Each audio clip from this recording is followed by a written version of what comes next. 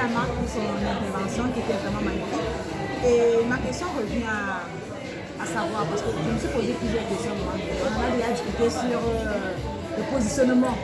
Voilà. Et c'est vrai que ce jour-là, après la discussion, j'étais comme, ok, c'est vrai, et tu peux penser à le faire. Mais quand je suis rentrée à la maison, je me suis dit, ben, écoute, est-ce que c'est pas de la manipulation en fait? J'avais le sentiment que c'est un peu de la manipulation. Que tu te manipules. Non, pas que tu manipules. Que c'est clair, pas que tu manipules. Le fait de chercher à se positionner, est-ce que c'est pas manipuler le système, manipuler la masse? Parce que moi je me dis, on peut influencer parce qu'on est déjà. Que tes actes influencent. Pas que tu cherches à influencer parce que tu vas influencer. Parce que souvent quand on est concentré à vouloir influencer, on le travaille fait beaucoup. Hein. C'est vrai, si on est trop sur les réseaux sociaux aussi, à un moment donné le fond même, on oublie le fond, on est beaucoup plus sur la forme. On veut présenter l'image, on veut présenter ce qu'on est, on veut présenter ce qu'on veut. Mais à un moment donné, avant d'arriver à ça, moi je parle de mon cas actuellement. À la base, je ne pensais pas, c'était pas dans mon subconscient, je ne pensais pas aller sur les réseaux sociaux, présenter ce que je fais, ou bien chercher à avoir de la visibilité. Avec la vie Zoé, j'ai commencé à partager sur les réseaux sociaux. J'ai commencé à vraiment travailler et je pense que j'ai quand même eu un peu de visibilité ces derniers temps. Et je vous assure, souvent j'ai le sentiment de baisser la garde. Donc de pouvoir rembourser comme je devais le faire.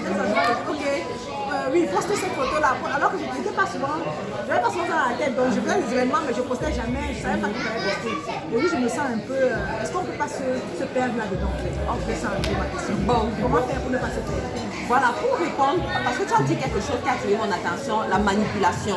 Et je crois que tu n'es pas la seule quand même à penser comme ça, parce qu'au début, on passe par là.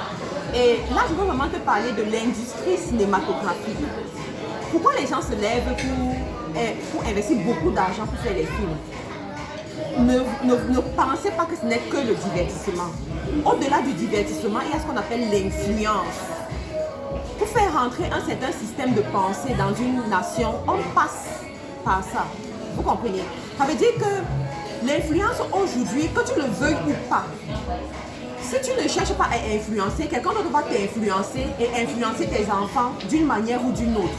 Et aujourd'hui, le monde dans lequel nous sommes à la quête des modèles. On veut s'identifier à quelqu'un.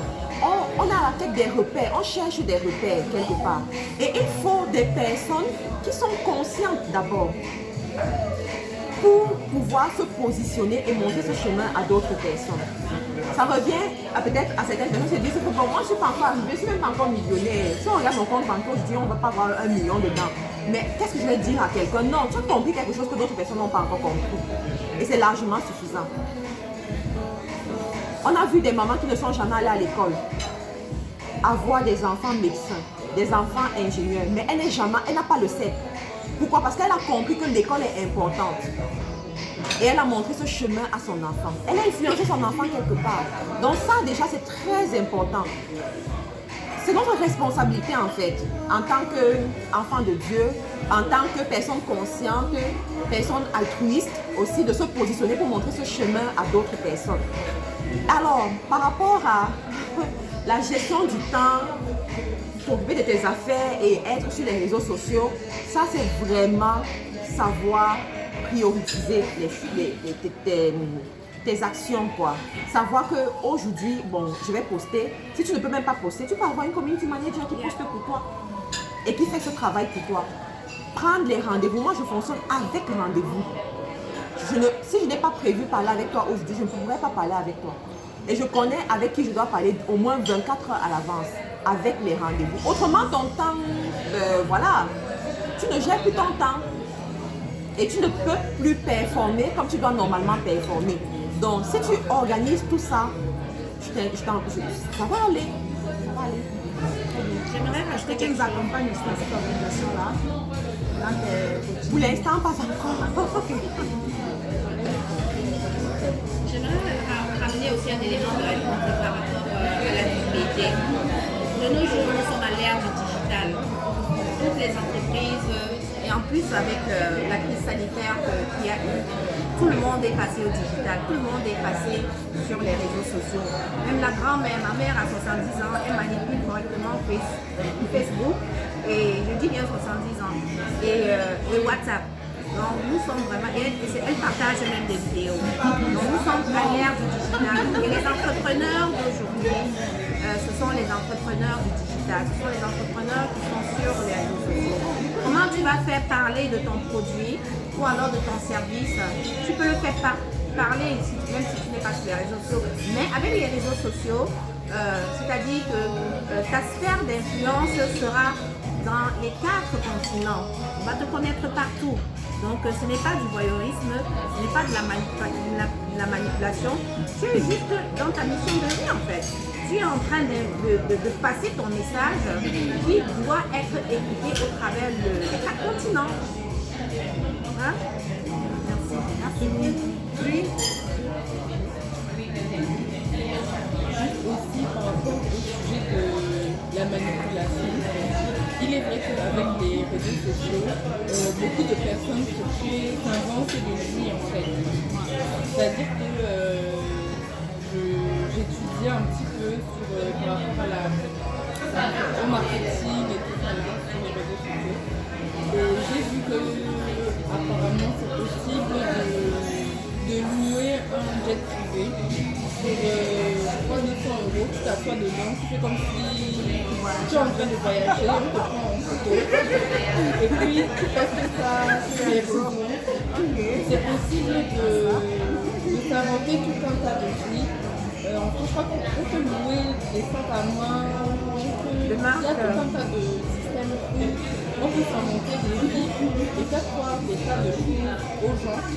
Avec les images et tout ça, il y a des fonds verts, on peut s'inventer tout un tas de vies. Maintenant, c'est à toi-même de savoir si tu es capable d'être quelqu'un d'éthique en fait, et quelqu'un de général. Oui, il y a des gens qui manipulent.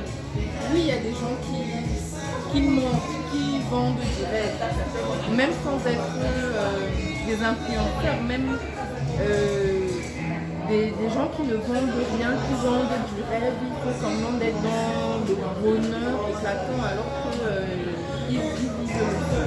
Mais c'est à chacun d'être des gens éthiques et moraux. Et pour la petite histoire, je me suis rendu compte que de nos jours, les réseaux sociaux, on peut difficilement s'en passer.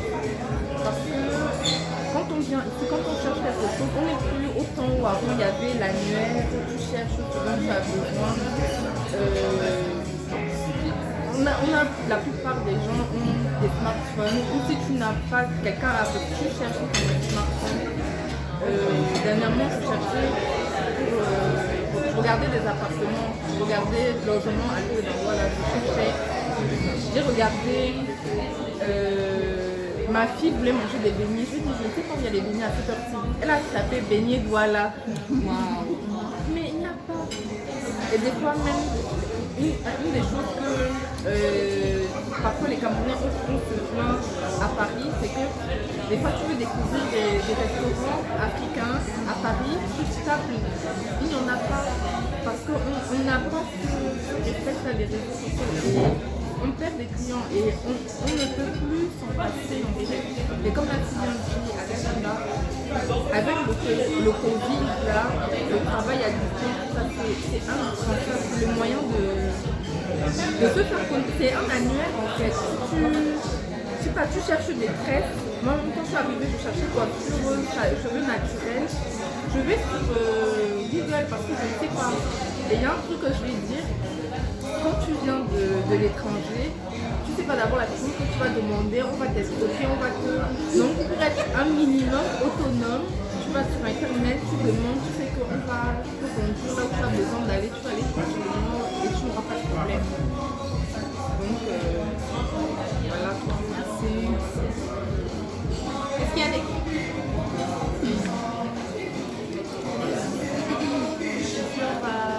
Du coachman.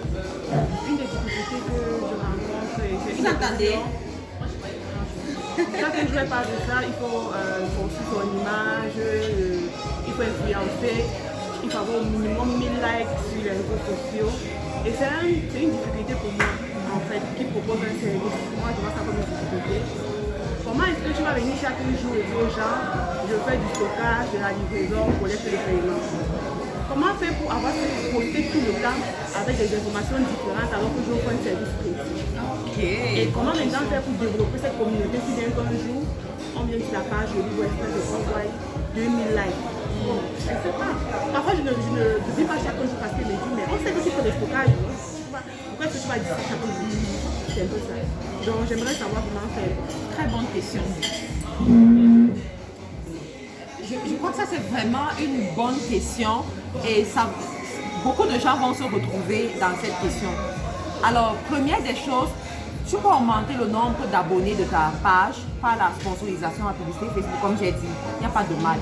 Moi, je te dirais, va même à 10 000 d'abord, ensuite 20 000, ensuite 100 000 et tout. C'est important. Deuxième des choses, tu postes sur les réseaux sociaux selon des axes. Par exemple, tu postes sur ta vision. C'est quoi ta vision? Donne un bout aujourd'hui, demain tu donnes un autre bout. Partage. Tu postes sur les réseaux sociaux selon ton service. C'est quoi tes services? Tu en as plusieurs. Aujourd'hui tu postes tel service, tu mets en avant tel service. Demain tu mets en avant un autre service. Ensuite. Tu postes aussi selon ta façon de travailler. Comment tu travailles? Tu travailles à quelle heure? Tu travailles à partir d'où? Tu travailles avec qui? Quelles sont tes valeurs de travail? Tu partages ça avec les gens. Et ils vont apprendre à te connaître, ils vont rester. Ils vont voir de toi sur les réseaux sociaux. Tu postes aussi les témoignages. Je n'ai jamais vu même les témoignages sur ta page. Les témoignages de tes clients. Qu'est-ce qu'ils pensent de... Voilà. Qu'est-ce qu'ils pensent? Voilà, tu postes ça sur tes réseaux sociaux. Tu félicites aussi d'autres personnes. De temps en temps, tu peux dire, oh, félicitations à tel confrère qui a réussi tel ceci. Joyeux anniversaire même. Voilà. Pour qu'on comprenne que derrière, il y a une personne humaine en fait. Ce n'est pas juste... Non, c'est pas lui. C'est pas juste ça. Tu peux même poster aussi sur l'évolution de ton entreprise. Montrer aux gens que j'ai commencé par la foi même. J'ai commencé avec 100 000. Ensuite, voici où je suis. Voici ce par quoi je suis passée. Voici ce que j'ai compris. Tout ça, c'est la communication. Partager où est-ce que tu es allé. Tu es allé où?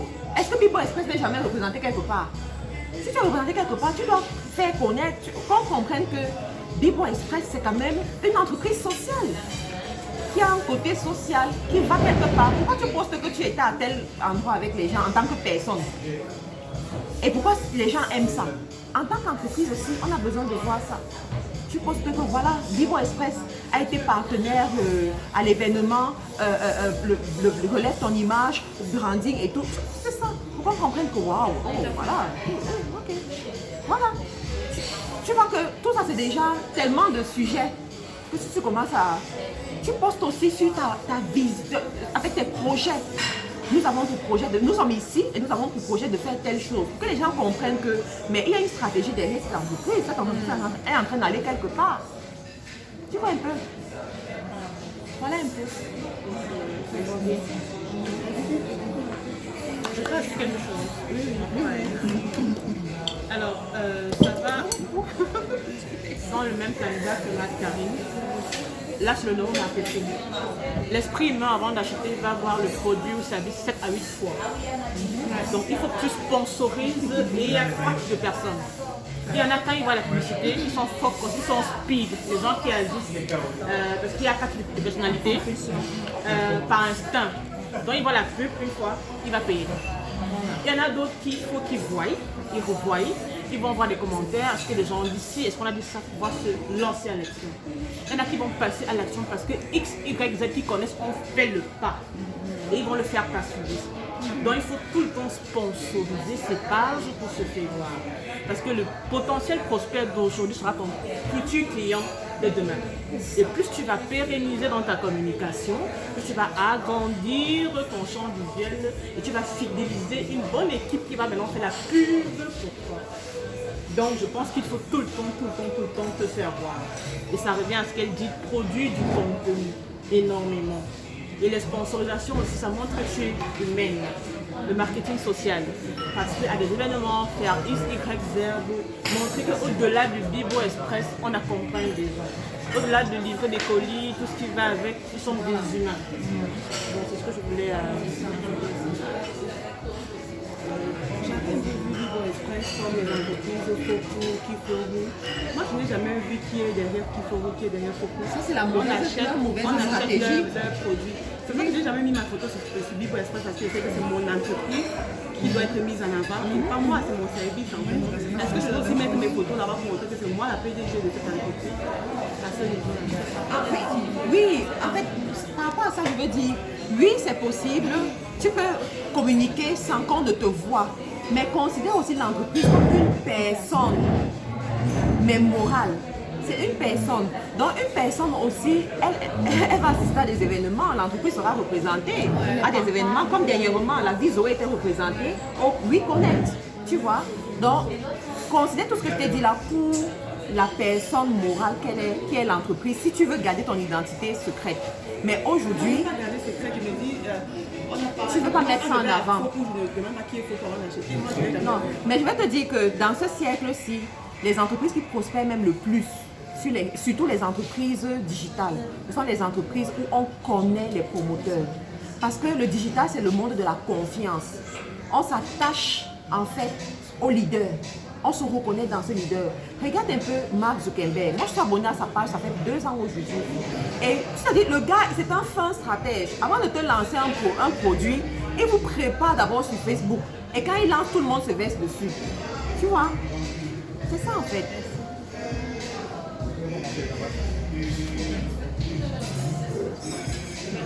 Je voulais rajouter aussi qu'au-delà de ça, les gens achètent d'abord. C'est vrai que tu peux évoluer sans poster, mais tu vas aller doucement en fait. Parce qu'on dit on est à l'ère du digital. Comme Bibo Express, ça revient à ce qu'elle a parlé de vision, elle a parlé de mission. Je pense que si ce sont des choses qui sont très bien clarifiées, parce que même quand j'ai donné les premiers éléments du personal branding, c'est d'abord la clarification de ces objectifs. Quelle est ta vision? Quelle est ta mission? Quelle est ta cible? Comment tu veux communiquer avec elle? À partir du moment où tu clarifies tout ça, tu as déjà une stratégie de communication qui se met en place sans que tu ne veuilles. Voilà ce que je voulais rajouter. On va passer à la prochaine question.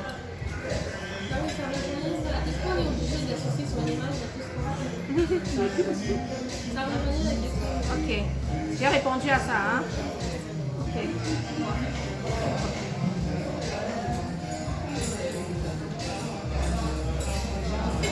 On me voit qui est derrière Wake Up Women. Et derrière, j'ai Merci de savoir la nouvelle sur l'éthique des influenceurs. Ma préoccupation se situe au niveau de savoir si à un moment donné, la visibilité sur les réseaux sociaux ne peut pas devenir un piège pour la rentabilité. Dans quel sens? Dans le sens où il peut arriver que quelqu'un a beaucoup d'abonnés, mais n'arrive pas véritablement à vendre ses services ou bien son produit. Je dis aussi, est-ce que ça ne peut pas contribuer à endormir un peu? Parce que si tu te dis que ta rentabilité est en fonction de ta visibilité, c'est-à-dire que si tu as plus d'abonnés, c'est-à-dire plus de parts de marché, plus d'opportunités de vendre tes produits, est-ce que ça peut mettre en dehors d'autres partenaires? Par exemple, il y a certains partenaires qui, du fait de leur discrétion, par exemple, n'aiment pas se faire voir sur les réseaux sociaux. Donc, est-ce qu'à un moment, le fait d'avoir plusieurs abonnés, premièrement, ne va pas t'endormir à quoi en train de pousser à la recherche de notre marché et à un niveau, est-ce que ça ne peut pas t'amener à, je sais pas, est-ce que par rapport au nombre d'abonnés, on peut toujours faire un parallélisme pour voir la rentabilité de l'entreprise?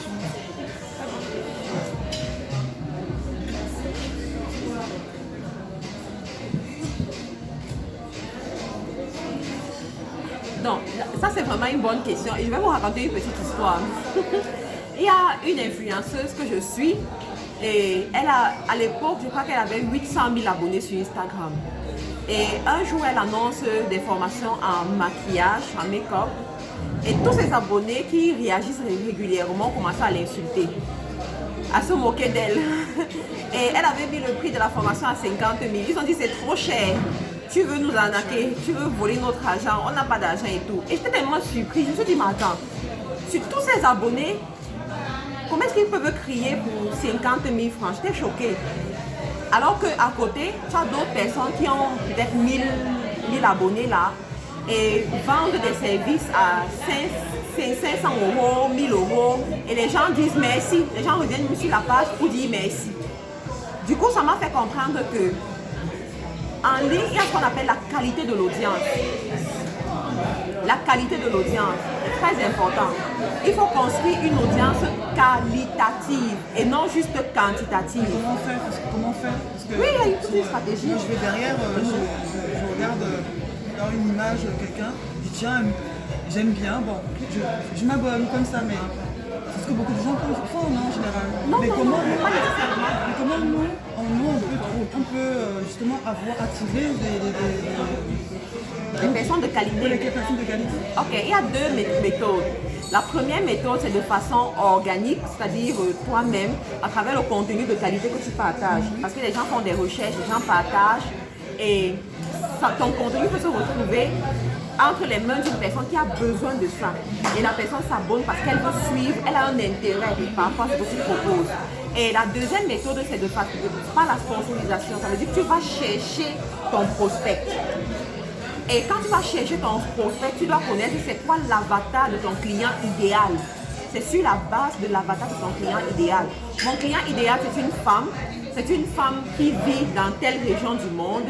C'est une femme qui a tel âge, ça va peut-être 25 ans à 35 ans. C'est une femme qui aime tout ce qui est amaigrissement. C'est une femme qui aime tout ce qui est beauté. C'est une femme qui aime les perruques. C'est une femme qui... Voilà, c'est quoi ton client idéal? Tu dois le savoir. Et quand tu vas donc sponsoriser ta page ou bien ta publication, c'est dans le but, tu dis à Facebook que voilà la personne que je cherche. Tu vas même jusqu'à lui dire que mon client idéal, c'est quelqu'un qui a l'habitude d'acheter en ligne. La personne a fait un achat dans les 30 derniers jours, les 60 derniers jours, les 90 derniers jours. Du coup, Facebook te ramène des gens qui ne vont pas te dire que tu es une arnaqueuse.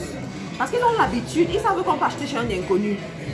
Il va te rapporter des gens qui savent que, ben voilà, je peux saisir une promotion en ligne, je peux faire confiance à une personne en ligne et tout. Et ça t'enlève beaucoup de stress.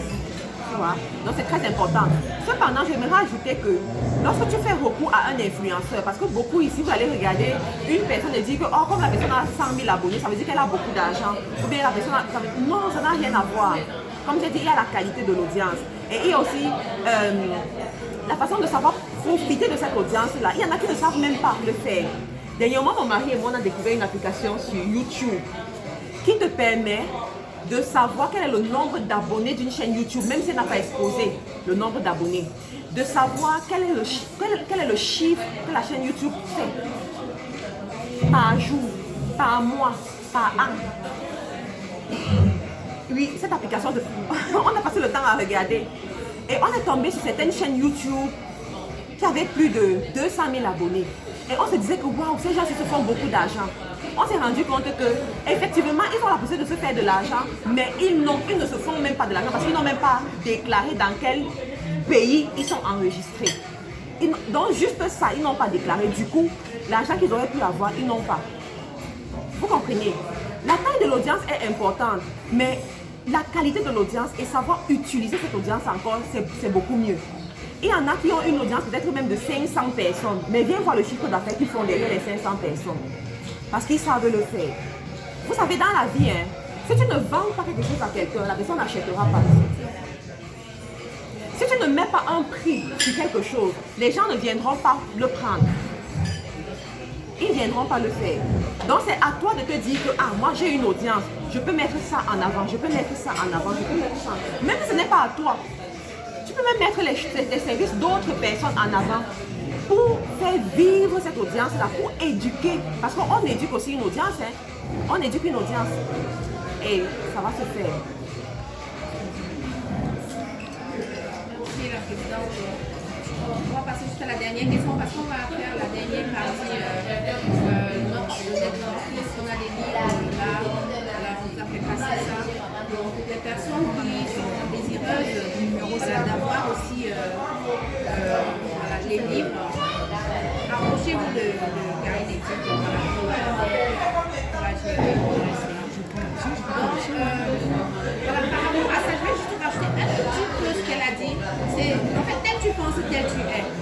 Donc si tu veux que c'est toi qui donnes la direction et au niveau de ton audience, tel que tu déclares, c'est comme ça que ça arrive en fait, parce que tout est énergie. Hein? Tout est énergie. Si tu veux, en effet, c'est pas la qualité, le nombre d'abonnés qui fait ton chiffre d'affaires. Et pour un leader, comment influencer avec son image, un leader a besoin de savoir écrire. Il y a beaucoup de choses. Il doit savoir écrire, il doit savoir pitcher, il doit savoir parler, il doit savoir faire son storytelling, il doit aussi savoir closer, il doit savoir vendre. Ça, c'est tous ces éléments-là, on doit les connaître pour pouvoir voilà, influencer en fait. Juste, on va prendre la dernière question et puis c'est ça là.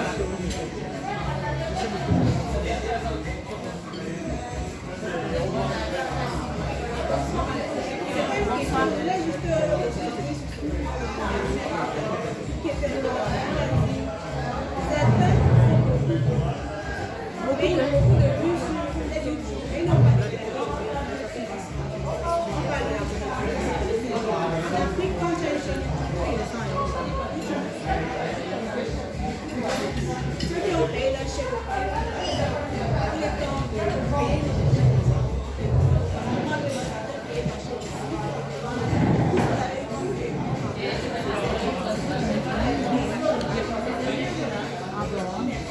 Bon, en fait, ça, c'était le principe jusqu'à ce qu'il y a quelques mois, ou même quelques années, parce que je connais Tatiana qui est en Côte d'Ivoire, et je crois que sa chaîne est aussi enregistrée en Côte d'Ivoire, je crois bien, et elle va se faire payer par Facebook.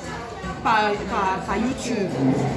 On a aussi la chaîne de Mark Angel. Tu connais Mark Angel Comedy avec la petite Emmanuela. Vous connaissez la petite Emmanuela, n'est-ce pas? Leur chaîne est enregistrée au Nigeria, mais ils se font payer par YouTube. Oui, ils se font payer par YouTube. Oui. Tu sais quel est leur chiffre? Emmanuela, justement, Emmanuela. Ils font près de 100 000 $ par mois sur YouTube. 100 000 $ par mois. Ils font non, pas Gloria. Emmanuela, la Nigériane, là. Oui. Ils font le million l'année. Dollars américains. Le million l'année. Quand on a vu ça, on a dit, mais attends, on est sur YouTube, on dort. On dort. Ils font le million. Ça veut dire quoi? Comme elle a dit, entre les chaînes en Afrique, ils se font payer ça fait je dois, oui, certainement, c'est un pays. Mais le conseil que je donnerai à une personne, c'est de effectivement se relier à un pays européen où tu es sûr que tu n'auras pas des maux de tête. Américain, c'est pas bon. Américain aussi, c'est bon. Oui, américain aussi, c'est bon. De préférence selon pour les États-Unis. Oui, le Sénégal. Oui, parce qu'il y a les taxes, c'est tout ça. Elle vient de loger à Londres, par exemple. Non, au Canada, on te dit qu'il y a les taxes. La présidente, les questions sont terminées. Un mot pour la fin, s'il vous plaît. Ok, un mot pour la fin. Déjà, merci encore, félicitations. Vous voyez qu'il nous fallait même plus de temps, n'est-ce pas? Plus de temps. Il nous fallait plus de temps, mais bon, c'est parti remise. Je crois que la prochaine fois, on se retrouve à Dubaï, c'est ça? C'est ça. Prochaine destination. Donc, Du 22 au 28 février voilà. 2021. On va assister à tous les grands événements, être en compagnie de toutes les grandes personnes ressources. Mais ce qui fera la différence entre ceux qui ont été là et ceux qui n'ont pas été là, c'est l'action. Ça veut dire qu'après ce week-end, allez et agir. Posez des actions, soyez persévérantes, soyez des lions, c'est très important. Ne vous limitez pas juste à ce que vos yeux voient. Créez votre succès, créez votre avenir. Voilà. On applaudit, là, on acclame la présence. Merci. Là, j'ai essayé de faire attention au verre parce que Ah oui, c'est vrai là.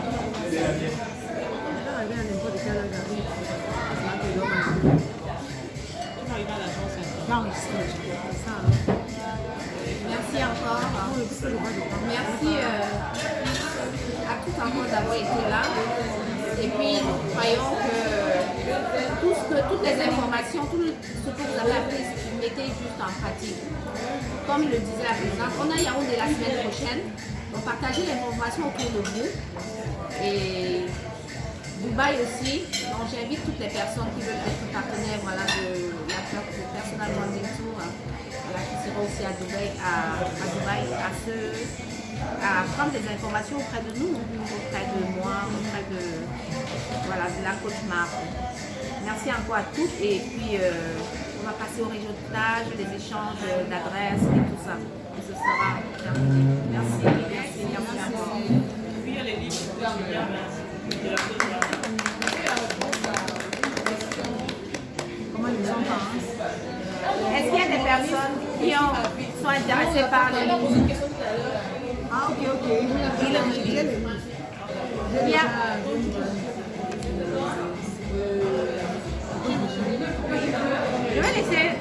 Je vais laisser la parole, s'il vous plaît, mesdames.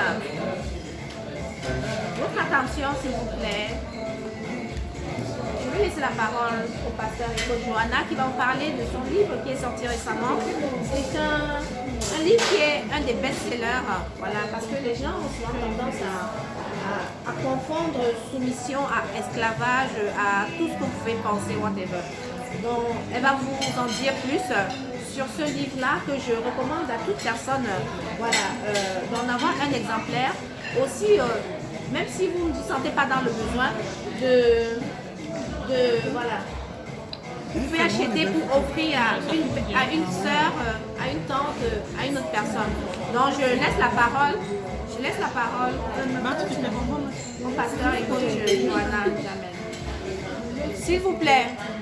Alors, c'est un livre que j'ai écrit suite à un coaching avec une dame en fait, et une question me revenait souvent quand je parlais avec les femmes. Et elle me demandait en fait comment je fais pour avoir la relation que j'ai avec mon mari et tout. Et elle me demandait, elle se questionnait en fait par rapport à la soumission. Et j'essayais d'expliquer en fait la subtile nuance qu'il y a entre la soumission et l'obéissance. Et j'essayais de leur dire que ce n'est pas la même chose. Et